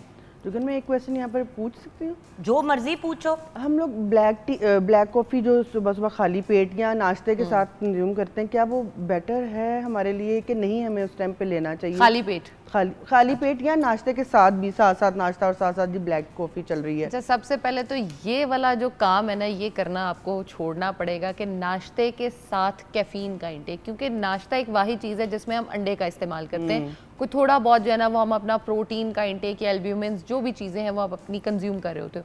जैसे ही आप उसके साथ चाय या कॉफ़ी पीना शुरू करते हो, वो दोनों की हिंड्रेंस कॉज होती है। ना आपकी बॉडी में कैफीन एब्जॉर्ब होती है, ना आपकी बॉडी में जो है ना वो प्रोटीन या जो बेनिफिट्स आपको अंडे ने देने थे या चिकन या प्रोटीन जो जिस फॉर्म में भी आप ले रहे थे वो हजम होता ही नहीं है, वो बॉडी से as it is flush out हो जाता है। तो ये हैबिट तो हमें सबसे पहले ख़त्म बड़ी दफ़ा तबीयत ख़राब होती है और लोग बच्चों को भी ना उबले हुए अंडे के साथ चाय दे देते कि बेटे ये खा लो। और प्रॉब्लम ये है कि उसका जो इतना सा भी आप एक उबला अंडा और चाय खिला रहे हैं बच्चे को, तो वो भी सारे उसके जो है वो ख़त्म हो जाते हैं। बिल्कुल। सो चाय तो बच्चों को तो बिल्कुल ही नहीं पिलानी चाहिए। चाय 12 साल से कम बच्चे को आपको टेस्ट भी नहीं करानी चाहिए, क्योंकि आयरन जो है वो डेफिशिएंसी अगर हम देख रहे हैं अपनी औरतों में, बच्चों में, तो वो बहुत ज़्यादा बढ़ती चली जा रही है। अब जब हम छोटे थे हमें इजाज़त ही नहीं थी चाय पीने, तो मेरी भाई और मेरी और मुझे, असद को और मुझे आदत ही नहीं है चाय पीने की। ऐसे हम पीते हैं लाइक खाना पूरी के पॉइंट ऑफ व्यू से, बट जिस तरह वो एक एडिक्शन नहीं हो जाती। जैसे आपा पीती हैं वैसे नहीं पीती। आपा सारा वही तो दिन कह चाय रही हूँ। पीती हैं, जैसे आपा आपा सारा पीती दिन हैं। पीती हैं, बट आपा क्योंकि ज़्यादा टाइम दादो और नानों के साथ गुजारती थी, आपा ना क्योंकि एल्डेस्ट ग्रैंड डॉटर और सबकी फेवरेट थी, तो वो ज़्यादा बड़ों घर के बड़ों के पास होती थी, दादों के पास होती नहीं। तो जैसे जो दादों की रूटीन होती थी वो आपा क्यों। अब दादों ने तो लाड प्यार में किया, ट्रू, लेकिन नहीं पता कि क्या किया बच्चे ने तो उसको addiction हमारी के तौर बॉडी में जितना भी आयरन अगर कोई थोड़ा बहुत भी बन रहा होता है तो वो भी जो चाय है उसको रिड्यूस कर देती है। अब है तो इंटरनेशनल टी डे, लेकिन हमने बुराई बड़ी कर दी है चाय की, तो अब ब्रेक के बाद वापस आएंगे। चलिए जी, ब्लैक टी लिमिटेड अमाउंट में once a day maybe twice a day ले ली, वो एक अपनी जगह है, लेकिन अगर आप उसको ऑल्टरनेट कर देते हैं विद वेरियस जो हर्बल टीज अवेलेबल हैं, और ब्रेक के बाद आपको सब हर्बल टीज के बारे में एक एक करके थोड़ा थोड़ा बताएंगे। ब्लैक जैसे टी के फायदे भी बताऊंगी। क्या ब्लैक टी के फायदे चलो भी ब्लैक टी बताऊंगी। के भी फायदे बता देना कि ब्लैक टी को सही तरह कैसे ले हाँ। सकते हैं ब्रेक के बाद। And then matcha, chamomile, spearmint, jasmine, lemon grass, ginger चाय जिसको हम अदरक की चाय कहते हैं, हल्दी की चाय, hibiscus tea, lavender tea, dried fruits and berries की चाय, एकनेजिया, कॉर्नफ्लावर की चाय, lemon balm tea, peppermint tea. लो जी, एनी टीज ते असी किथे जाएं। छोटी सी ब्रेक के बाद वापस आएंगे, फिर इन पे भी बात करेंगे।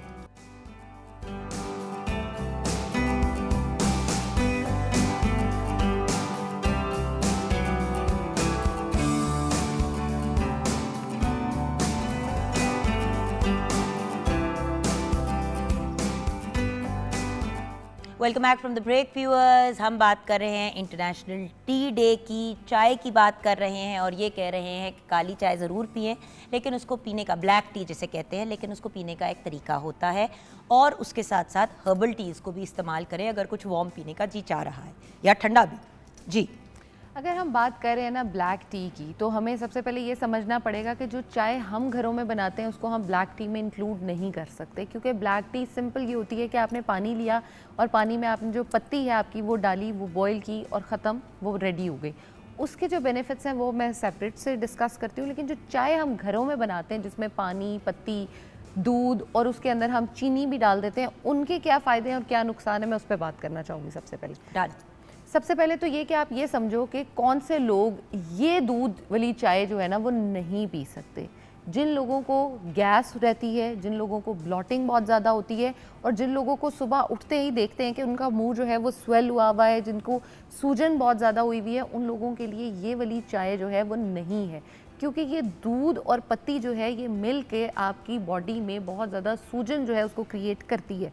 अब हमें समझने की ये ज़रूरत है कि जिन लोगों को एसिड रिफ्लक्स आ रहा होता है उनमें भी बहुत सारे जो आप समझे परसेंटेज के चांसेस है ना चाय के, वो ज़्यादा देखे गए हैं कि जो लोग रात को सोते हुए चाय पी के सोते हैं उन लोगों को एसिड रिफ्लक्स का प्रॉब्लम ज़्यादा आता है। अब आपने चाय पीनी है, लेकिन कैसे बनाएं, कितनी पिएं।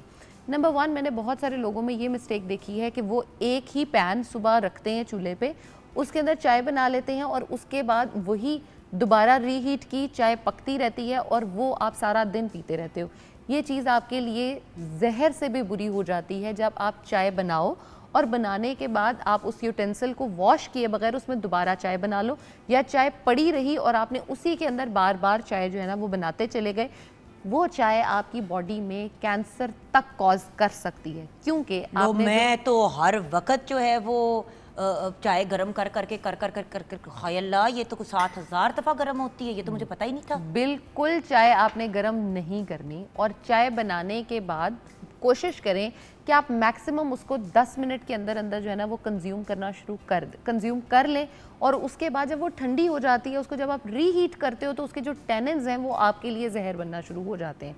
जहां हम डिस्कस करें कि कैफ़ीन के आपके लिए बेनिफिट्स हैं, कैफ़ीन आपको सुबह सुबह उठाने में हेल्प करती है, आपके माइंड को अलर्ट करती है, आपको एक हेल्दी बॉडी और माइंड की तरफ लेके जाती है। इवन ब्लैक चाय के फ़ायदे जो हम चाय पी रहे होते हैं उसके यहाँ तक है कि ये आपके ऑर्गन्स को एक्टिव करने में, यानी आपके हार्ट हेल्थ के लिए बहुत अच्छा है, आपके कोलेस्ट्रॉल के लिए बहुत अच्छा है। लेकिन कितनी, आप अगर एक दिन में 2 कप चाय पी रहे हो तो उस पूरे 2 कप चाय में आपका, आप समझो, 1 कप दूध होना चाहिए। अगर आप 1 कप दूध से ज़्यादा चाय में दूध इस्तेमाल कर रहे हो तो आप यहाँ पे गलती कर रहे हो, क्योंकि अक्सर हम ये कह रहे होते हैं कि मैं तो कुछ खा ही नहीं रही, कुछ कर ही नहीं रही, लेकिन मेरा वेट कम कैसे हुआ था फ़ख्र साहब? Zainab knows this. मैं पहले चाय प्योर दूध पत्ती पीती थी 2 से 3 ग्लास, 2 से 3 कप। ठंडी हो जाती थी चाय, लेकिन ऑब्वियसली जब उसके अंदर दूध भी होगा और इतना ज़्यादा होगा, वो लिटरली इतना पूरा कप दूध होता था, इतना कप दूध होता था, इतनी सी उसके अंदर वो पानी होता था और बाकी सारी पत्ती, और उसकी वजह से होता था। तो होता ये था कि मैं 3-3 कप दूध के पी रही होती थी और मुझे एहसास ही नहीं हो रहा होता था, और मैं कहती थी यार फंस गया वे। इतना फ़र्क पड़ा है कि मैंने 2 टेबल स्पून अब अपनी चाय में दूँ, मुझे दूध ज़रा ज़्यादा पसंद है, 2 टेबल स्पून दूध के डाल लेती हूँ, और मेरी यही चाय है। किसी के घर भी अगर जाती हूँ तो मैं कहती हूँ ग्रीन टी मिल जाएगी कि अगर कुछ पीना ही है, कुछ कंज्यूम करना ही है, क्योंकि लोग सबसे पहले सॉफ्ट ड्रिंक लेके आते हैं या मिक्स चाय ले आते हैं। ट्रू। और आपने जब चाय बनानी है तो आप ये ज़रूर सोचो कि आपने जितनी चाय पीनी है, आपका जो कप का साइज़ है और आप उसमें जितनी चाय पसंद करते हो, उसमें सिर्फ इतना सा दूध होना चाहिए। जैसे आप 2 टेबल स्पून्स कह रहे हो, मोर देन इनफ है आपकी चाय की कंजम्पशन के लिए, आपकी बॉडी को कंट्रोल करने के लिए ये दूध मोर देन इनफ है। लेकिन हम क्या करें, इतना ज़्यादा दूध। मेरे पास एक पेशेंट थी, वो अक्सर कहती थी कि मेरा वेट ही नहीं कम होता, मेरा वेट ही नहीं कम होता। जब मैंने उससे पूछना, मैं तो कुछ खाती ही नहीं, मुझे भूख ही नहीं लगती। ऑफकोर्स चाय आपकी भूख को सप्रेस करती है, लेकिन कितनी चाय पी रही हो दिन में? 14 कप चाय वो पी रही है, और 14 कप चाय अगर कोई बंदा पी रहा है, 14 कप चाय कौन पीता है? बहुत सारे लोग पीते हैं जुगन आपी। मेरे पास 6-6 कप तो मैंने सुना हुआ है। पेशेंट्स आते हैं जो 8, 10, 12, 14, इवन 15 कप पी रहे होते हैं पूरे दिन में। मैं आपको एक बात बताऊं, मेरी अम्मी के साथ ये इंसिडेंट हुआ। अभी आप बात करी थी तो मुझे याद आया, ये कोई 2-3 साल पुरानी बात है। मामा ना बहुत डिहाइड्रेटेड और उनकी तबीयत ख़राब, और कि मुझे घबराहट हो रही है, मेरे सर में दर्द हो रही है, मेरी आंखों के पीछे। मैंने कहा मामा माइग्रेन हो रही है? कहती है बिल्कुल भी नहीं हो रही, माइग्रेन तो मुझे पता है आधे सिर की मेरी होती है, मेरी ना आंखों के पीछे दर्द हो रही है, मेरा जिस्म टूट रहा है। डिहाइड्रेशन। अच्छा, मैंने घर में जो खातून काम करती है रहना, मैंने कहा मेरी बात सुनो बेटे, ये बताओ कि मामा खा पी क्या रही हैं? कहती है आप ही पी तो रही हैं। मैंने कहा क्या पी रही हैं? कहती है चाय पी रही हैं, 3 कप तो उन्होंने सुबह दिन में लिए थे, अभी को 2 कप पी लिए। मैंने कहा 5 कप चाय पिए और साथ में? मैंने कहा पानी? कहती है नहीं। मैंने कहा और कुछ, कोई नींबू पानी, कोई निम्कोल, कुछ नहीं। मैंने कहा मामा आपको ये सारा कुछ इसलिए हो रहा है क्योंकि आप डिहाइड्रेट हुई हुई हैं। ट्रू। जिस्म से सब आपने वो निकाल दिया पानी और कैफीन ले लेके, और अब आपको तकलीफ हो रही है और आपको समझ नहीं आ रही। और चाय जो है वो डायूरेटिक भी तो है ना, आपकी बॉडी में ऑलरेडी जो पानी है वो उसको भी एक्सेल कर रही है, बाहर निकाल रही है आपकी बॉडी से। और उससे ज़्यादा जो काम ख़राब हम करते हैं वो ये करते हैं कि चाय तो आपने ले ली, अब चाय के साथ के जो हमारे लवाजमात है ना, उन पे हम जो है वो कभी भी रुक नहीं रहे होते, जिसके अंदर बिस्किट्स भी आ रहे होते हैं, जिसके अंदर जो है वो हमारी बाकर खानियाँ, बेकरी प्रोडक्ट्स। आप उन बेकरी प्रोडक्ट्स में ये देखो सिर्फ मैदा है और आप उसमें चीनी ले रहे हो भर भर के और कुछ नहीं ले रहे। अब चाय में आपने चीनी में लिटरली लोगों को देख रही हूँ 2-2 चम्मच चीनी 1 कप चाय में डालते हैं और दिन में 4 से 5 कप चाय पी। 10 चम्मच चीनी जो बंदा दिन में ले रहा है उसको हम वाइट पॉइजन बोलते हैं। आप अपनी बॉडी को सिर्फ ख़राब कर रहे हो और कुछ नहीं कर रहे। जो बेनिफिट्स चाय के आपने लेने थे वो भी आप ज़ाया कर रहे हो और आपको कुछ नहीं मिल रहा उसमें से। अब चाय अगर आपने बनानी है, अब लोग कहेंगे अच्छा हम गुड़ डालते हैं, गुड़ तो बहुत अच्छी चीज़ है। गुड़ की अगर मैं बात करूं, जो आपकी जैगरी है वो आपके लिए आयरन के लिए बहुत अच्छा सोर्स है, आपकी बॉडी में आयरन को प्रोड्यूस करने में, एब्जॉर्ब कराने में हेल्प करता है। लेकिन जब आप चाय में डाल देते हो तो आयरन की एब्जॉर्प्शन में हिंड्रेंस कॉज करना शुरू कर देता है। अब मेरा ख्याल है मैं जल्दी जल्दी बाकी चाय पे भी बात कर लेती हूं। चाय के ना मैं वो करना चाह रही हूँ आजकल, मैं उनको टच करूंगी जो पाकिस्तान में आजकल बड़े पॉपुलर है। माचा बड़ी पॉपुलर हुई है। माचा आपके माइंड को एक्टिव रखने के लिए बहुत अच्छा काम कर रही होती है आपकी बॉडी में। अगर आपने फॉर एग्जाम्पल जिम करते हो, आप एक्टिव रहते हो, तो matcha can be your best friend, क्योंकि आपकी ये मसल सोरनेस जो है उसको बहुत हद तक कंट्रोल करता है। और आप डेली बेसिस पे अगर भी इसको लेते हो तो भी इसका कोई नुकसान एज सच नहीं है, सिर्फ इसमें चीनी भर भर के जो है वो ना लें। अच्छा, अब उसके साथ मैं आपसे जैस्मिन टी या जिसको हम ग्रीन टी भी कहते हैं, जैस्मिन और अगर कैमोमाइल दोनों को मैं मिला के बात करूं तो ये आपकी नींद के लिए बहुत अच्छी है, आपके स्लीप पैटर्न्स को बहुत अच्छा करती है। और उसके साथ अगर आप डिप्रेशन का शिकार हो, हर वक्त आपका माइंड जो है ना वो डाइवर्टेड रहता है, आपको समझ नहीं आती कि आपने अपने माइंड को जो है ना वो कन्वर्ट कैसे करना है, एक ही चीज़ पे फोकस कैसे करना है, तो आपको चाहिए कि आप जैस्मिन और कैमोमाइल टी पियो। अच्छा, अब मुझे बताओ कि अदरक वाली चाय एक्चुअली लोग चाय के अंदर ही अदरक डाल के बना देते हैं। लेकिन अदरक वाली चाय मैं ये आपको सजेस्ट करूंगी कि आप अलग से पियो। एक पानी का कप ले लो, उसके अंदर थोड़े से अदरक के पीसेस डालो, उसको अच्छे से बॉईल कर लो, स्टेन करो, थोड़ी सी ठंडी हो जाए तो आप इसके अंदर शहद डालो। ये आपकी बॉडी के लिए anti ageing, anti viral, anti bacterial और एंटी फंगल के तौर पे भी काम करता है। और अगर आपकी बॉडी में सूजन हो रही है, स्वेलिंग है, तो ये उसको भी बहुत हद तक रिड्यूस करता है। उसके अलावा हल्दी, आजकल हल्दी बहुत पॉपुलर हुई हुई है और हल्दी की चाय भी रेकमेंड की जाती है और उसके मिक्सेस भी मिलते हैं आपको। हल्दी मैं तो ये रिकमेंड करूंगी कि घर पे खुद बनाओ। अगर आपके पास आंबा हल्दी अवेलेबल है जो अदरक की फॉर्म में मिलती है, बेहतरीन है, आप उसको ले लो। अदरक के साथ आप उसको बना के ले सकते हो, लेकिन इसमें के अंदर आप काली मिर्च डालोगे। ये आपकी बॉडी को जो है वो क्लेंस करने के साथ साथ आपको कैंसर जैसी बीमारियां जो हैं उनसे बचाता है, आपको हार्ट स्ट्रोक, हार्ट डिजीज़ उनसे बचाने में हेल्प करता है, आपके लिए एंटी एजिंग के तौर पे काम करता है। और उससे मज़े की बात, जो औरतें PCOS का शिकार हैं वो अगर इसको डेली बेसिस पे लेती हैं तो आप अपनी बॉडी में जो सूजन है उसको कम कर सकते हो। वेट लॉस के लिए बहुत इफेक्टिव है। अच्छा, उसके साथ साथ अगर हम बात करें, हमने हल्दी की भी बात करी, हिबिस्कस टी की नहीं, हिबिस्कस टी की आजकल बड़ी बात हो रही है क्योंकि वो मिलता भी है पाकिस्तान में। बिल्कुल, हिबिस्कस टी अगर आप ले रहे हो तो ये लिटरली आप अपने साथ एक जादुई, मैं कहूँगी कि टोटका या टोनर जो है ना वो ले सकते हो।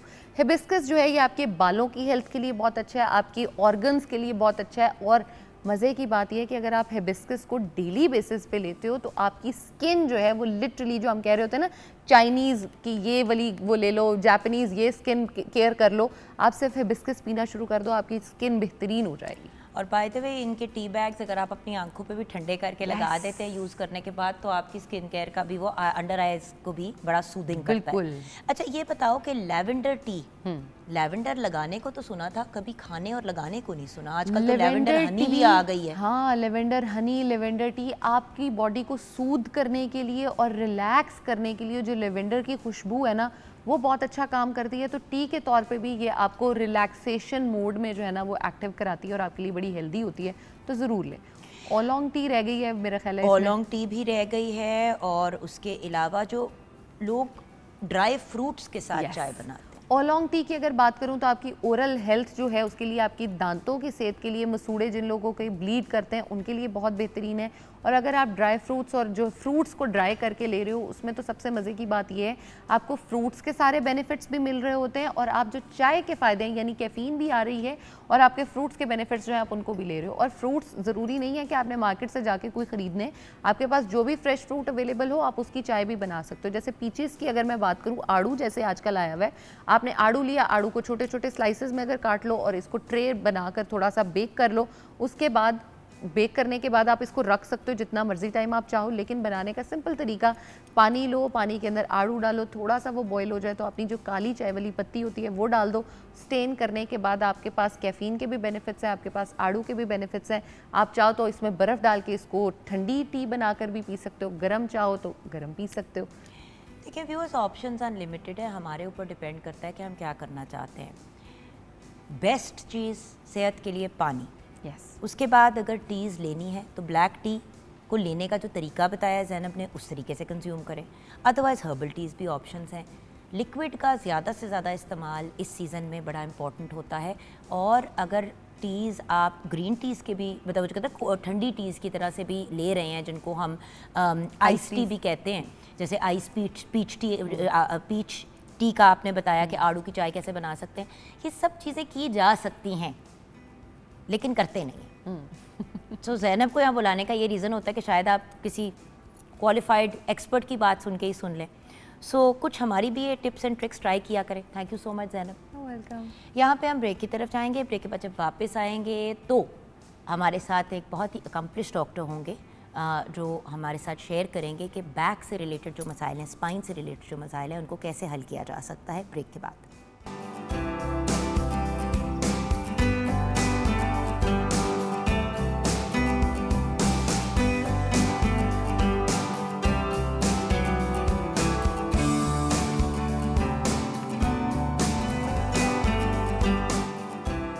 Back from the break viewers. अब हम बात करेंगे रीढ़ की हड्डी की।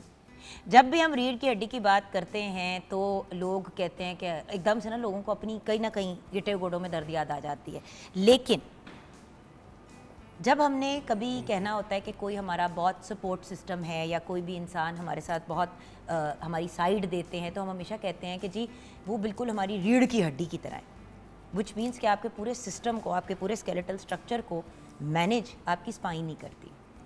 वो जब डिस्टर्ब हो जाए तो कभी कभी इंसान बहुत सवियर तकलीफ से भी गुजरता है। मैं खुद उसका एक एग्जांपल हूँ आपके सामने, मैंने आपके साथ अपने मसाइल भी शेयर किए हैं, तो हम इस टॉपिक पे बात करेंगे।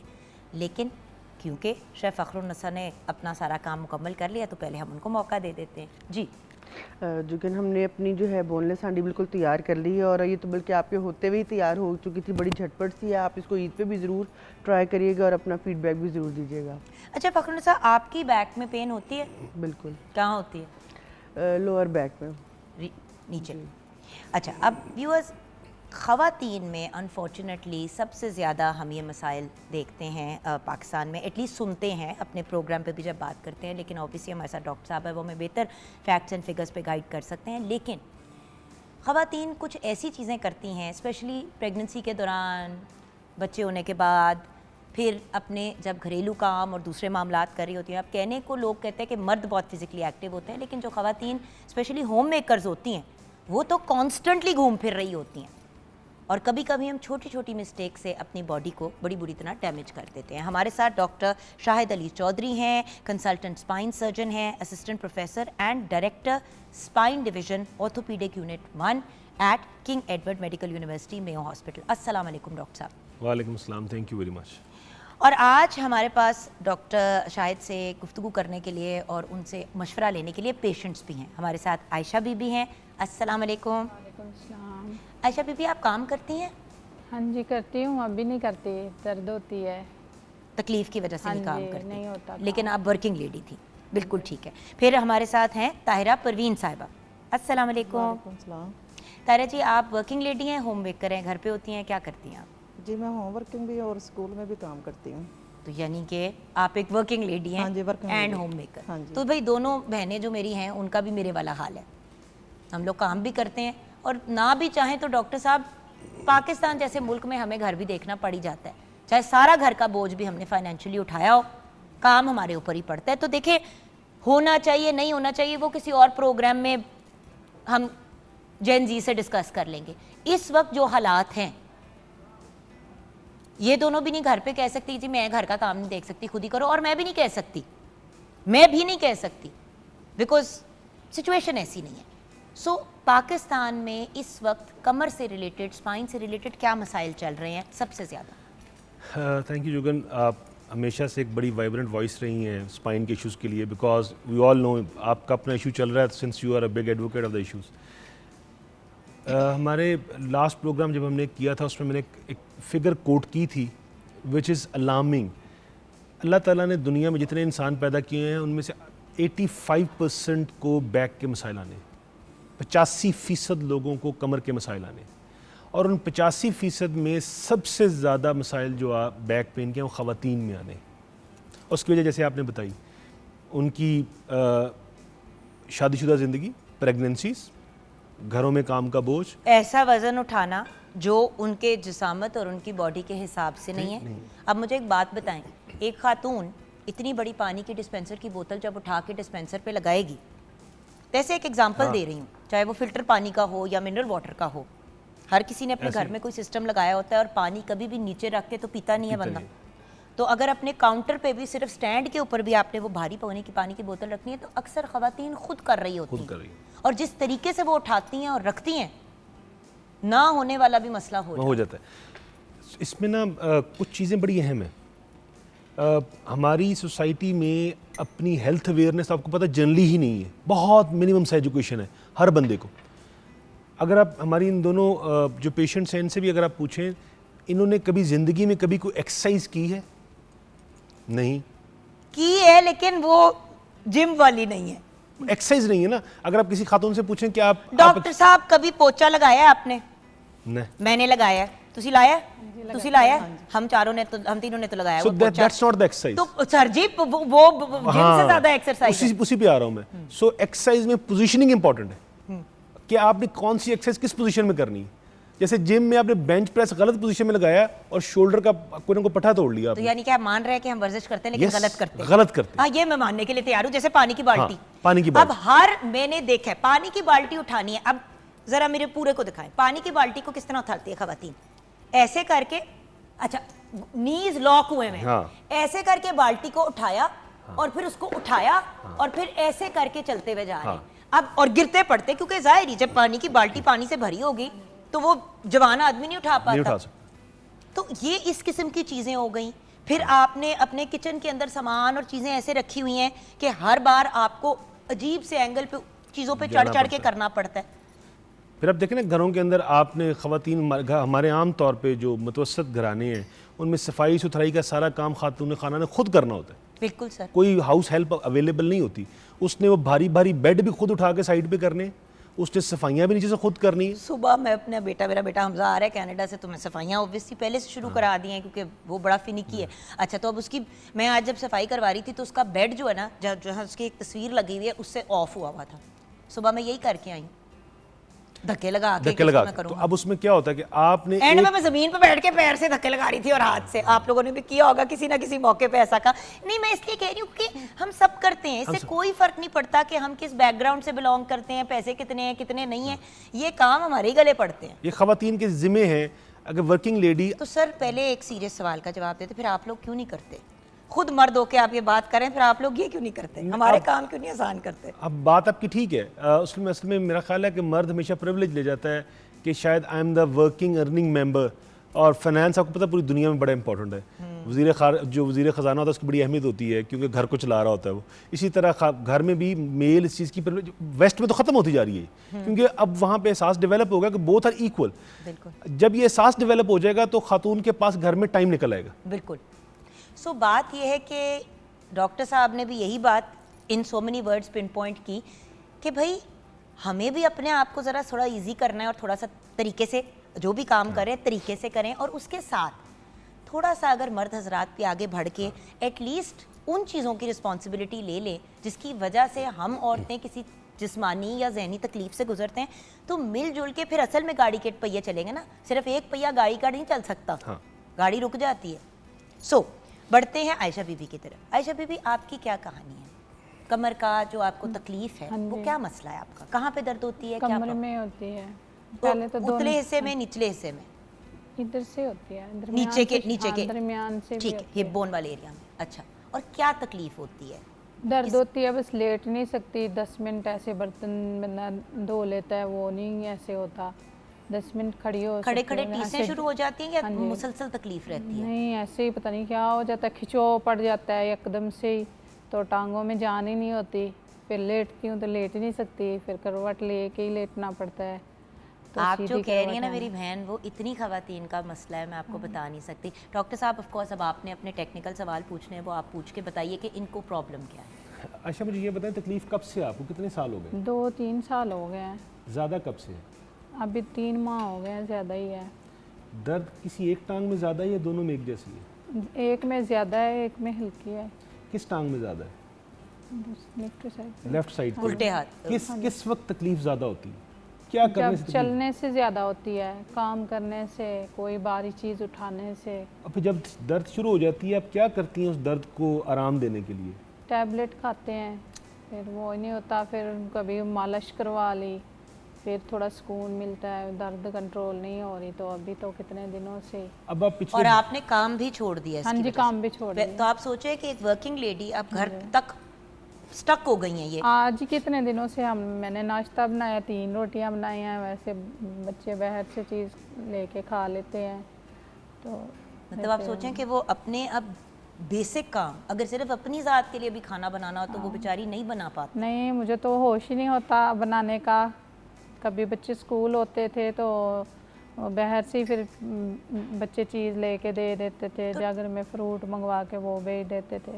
अब देखें ना व्यूअर्स कितने, और डॉक्टर साहब आप भी देखें, सिर्फ अब ये मसला नहीं है कि काम नहीं कर रही तो इस वजह से, जो भी है, चाहे बंदा शौक के लिए भी कर रहा है, थोड़ी आमदन तो आ रही होती है, वो भी रुक गई। और अब क्योंकि घर पे स्टक है और खाना भी बाहर से आ रहा है तो खर्चा भी और बढ़ गया है। दूसरा भी देखें, डबल इनका खर्चा हो। दूसरा देखें ना, अब हॉस्पिटल आना है, फ्यूल की प्राइस देखें, बेचारी हमारे पास दूसरी तीसरी दफ़ा आ रही है अपने इलाज के सिलसिले में, तो वो खावंद भी अपने काम से छुट्टी करके आ रहा है, ये भी काम छोड़ के बैठी, घर में जो खाना बनता था वो भी बंद हो चुका है, वो भी बाहर से। इसका क्यूमुलेटिव इसका इकोनॉमिक बर्डन देखिए उस फैमिली के ऊपर। तो अब है क्या इनको?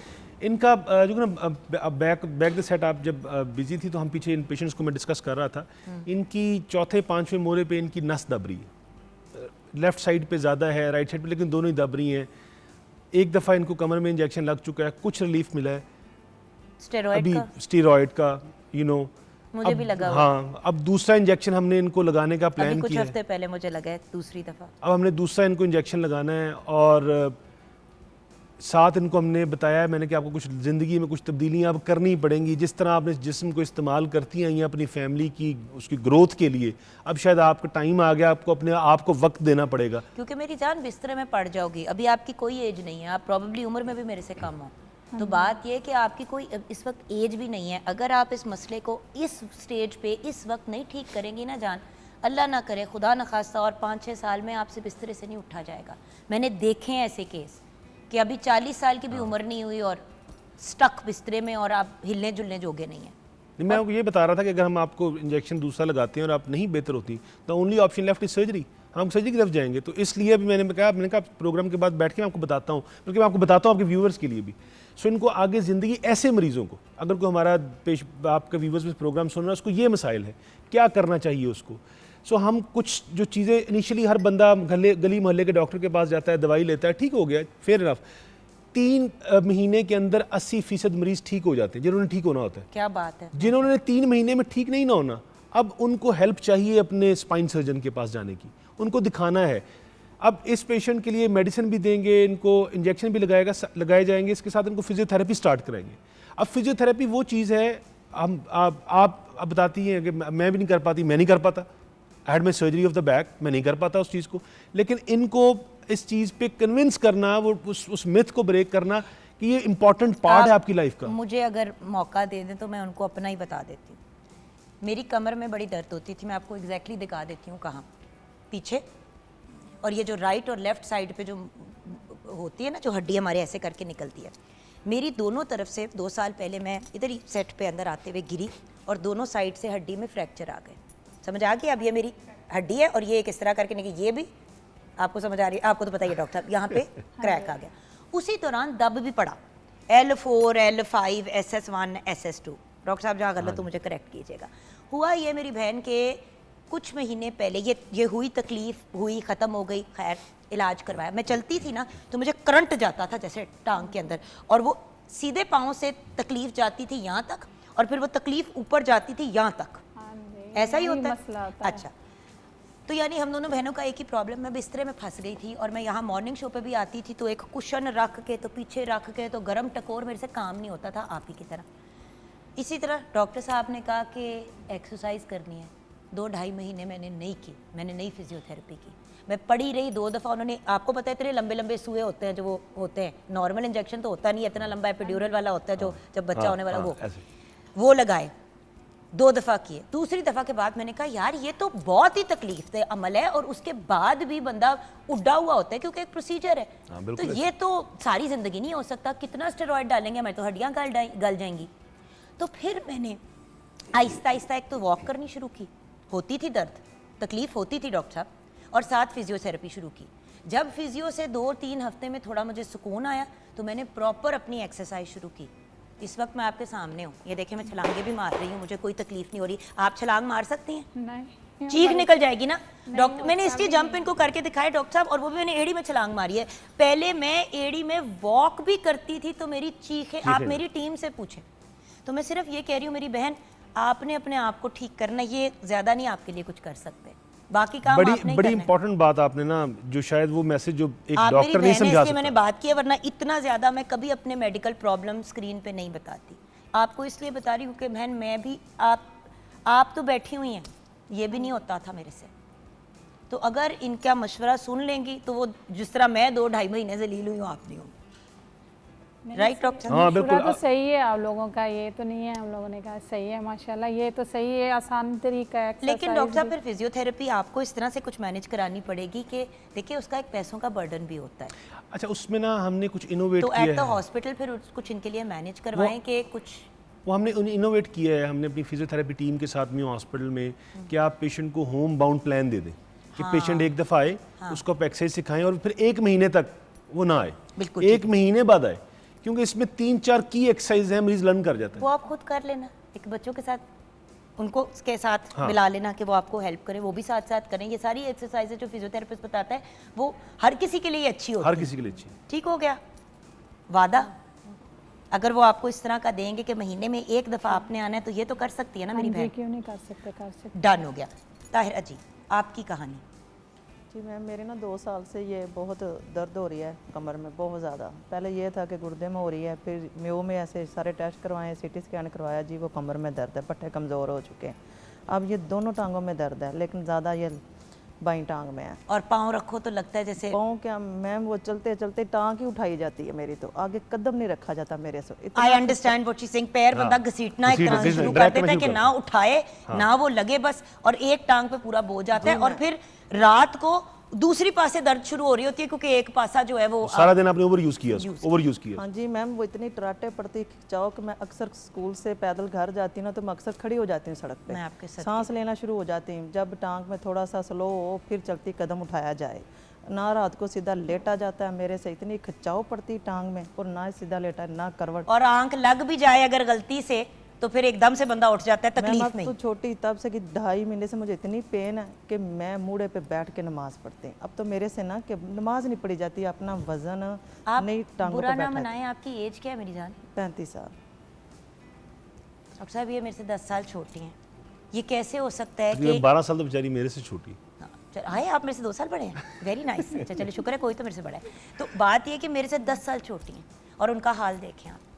ये को बनता है कि इतने यंग बंदे का आपकी एज पे, तो मैं आपकी सोच है तो पहाड़ मैं तो K2 की वो बेस कैंप पे जाने के प्रोग्राम बना के बैठी थी, ज़िंदगी में मामलात ऐसे हुए कि जा नहीं पाई, मैं तो पहाड़ चढ़ने के चक्करों में होती इनकी एज पे।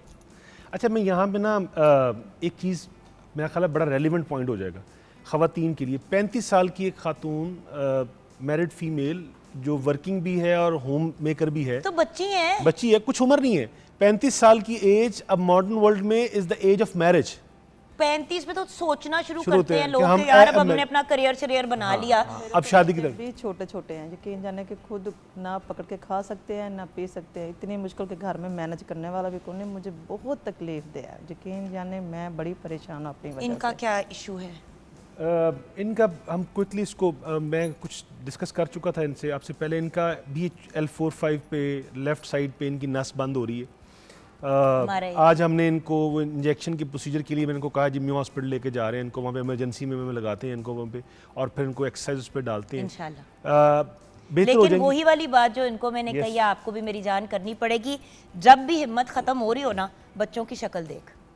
जब भी हिम्मत खत्म हो रही होती है ना मेरी कसम से, मैं फिर भी अपने आप बड़ा कॉन्फिडेंस हिम्मत पैदा करती हूँ, मत तो इस बात को तो नहीं ना समझते। लेकिन बाबू एक बात बताऊं, इलाज का भी एक सही तरीका है और एक गलत तरीका है। जो बड़ी इंपॉर्टेंट बात की है, उसने कहा इस बात को मर्द नहीं समझते। नहीं समझते। आज मैं OPD में बैठा हुआ था, सुबह मॉर्निंग में आने से पहले पेशेंट देख रहा था, तो एक पेशेंट इमरजेंसी वो आई दिखाने के लिए, उसके खामन ने उसको अपने माँ बाप के घर भेज दिया कि ये बहाना करती इसकी कमर का दर्द है, और उस बेचारी का मोरा फ्रैक्चर होके वो यहाँ पड़ा हुआ है, क्योंकि वो लोकल डॉक्टर पहलवान हकीम उनके पास जा रही है।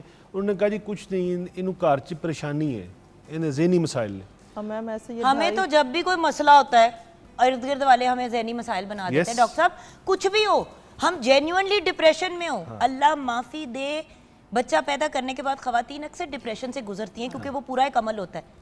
मैं गुजरी थी पोस्टमार्टम डिप्रेशन, ए ड्रामे कर रही है, एनू शर्म नहीं आती, अल्लाह ने एनू बच्चा दिता है की कर रही है, एनू दुख है, एनू कुड़ी नहीं चाहिए दी, एनू मुन्ना, मतलब इस तरह की बातें। सुननी पड़ती बीमारी का इलाज नहीं करेंगे, नहीं करेंगे, ताने मारेंगे। तो इनका प्रॉब्लम हम अब सॉल्व करें।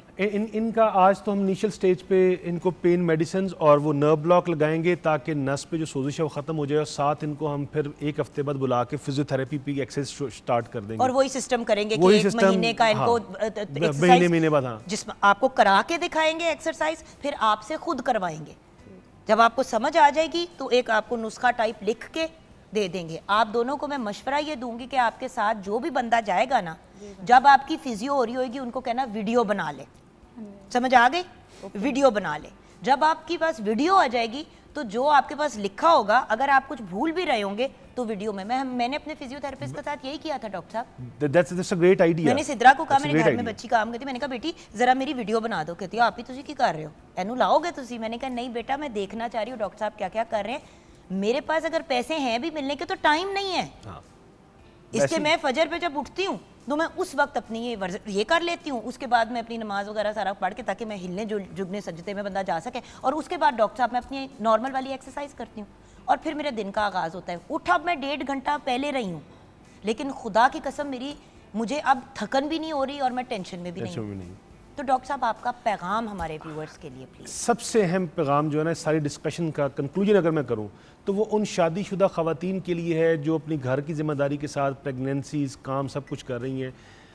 देखिए आप लोगों पे बहुत ज़्यादा ज़िम्मेदारी है, आप लोगों ने अपने लिए वक्त खुद निकालना है।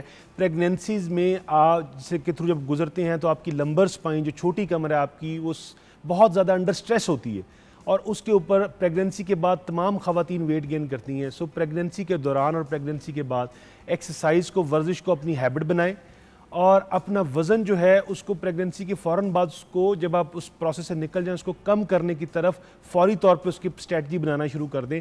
और जब कभी आपके कमर के मसाइल आएँ तो उन तमाम मर्दों के लिए जिनके घरों में ऐसी ख़वातीन मौजूद हैं, वो बहाना या कुछ आपको तंग नहीं कर रही, वो आपकी ज़िंदगी आसान बनाना चाहती हैं क्योंकि आपकी वर्किंग पार्टनर हैं, उनको बावक्त डॉक्टर पे लेके जाएं ताकि आप बड़े मसाइल से बच सकें मुस्तकबिल में। Thank you so much doctor साहब। और स्पेशली मैं आयशा बीबी और ताहिरा परवीन साहिबा का शुक्रिया अदा करना चाहूँगी। अल्लाह आप लोगों को ज़िंदगी दे, सेहत दे, खुशियों भरी ज़िंदगी अल्लाह ताला आपको अता करे, आमीन। और आपको जल्द इस तकलीफ़ से शिफा मिले, लेकिन उस शिफा में आपने भी अपना हाथ डालना है। हर चीज़ हम अल्लाह मियाँ पे नहीं डाल सकते, कौन अल्लाह मियाँ ने कहना है, लेकिन मेहनत हमने करनी है। So best of luck viewer. ज़िंदगी रही तो इंशाल्लाह कल मुलाकात होगी। खुदा हाफ़िज़।